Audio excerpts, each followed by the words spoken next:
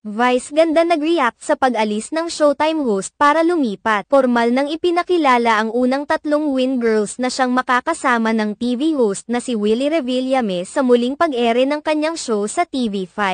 Ito ay ang Batangguay na TikTok influencer na si Queenie Mercado, dating beauty queen at internet personality na si Inday Fatima at ang host ng It's Showtime Online You na si Ana Ramsey. Ikinagulat ng maraming mga madlang people ang paglipat ni Ana Ramsey sa show ni Willie Revillame sa TV5 dahil aktibo pa naman ang kanyang programa sa Showtime Online U. May mga netizens at madlang people naman ang nagsasabing sana ay magtagal si Ana Ramsey sa show ni Willie Revillame at hindi nito pagsisihan ang pag-alis sa Showtime gayong naka-establish na ito at tila malaki ang kanyang potensyal na sumikat. May mga naghinala naman na baka malaki ang ibinigay na offer ni Willie Revillame kay Ana Ramsey kaya naman pinili ng host na tumalon sa ibang show dahil mahirap naman talagang tumanggi sa pera sa panahon ngayon. Samantala, binalikan naman ng ilang mga netizens ang naging issue noon ni Willie Revillame na paninigaw sa mga casts at crews ng kanyang show. Ayon sa mga netizens,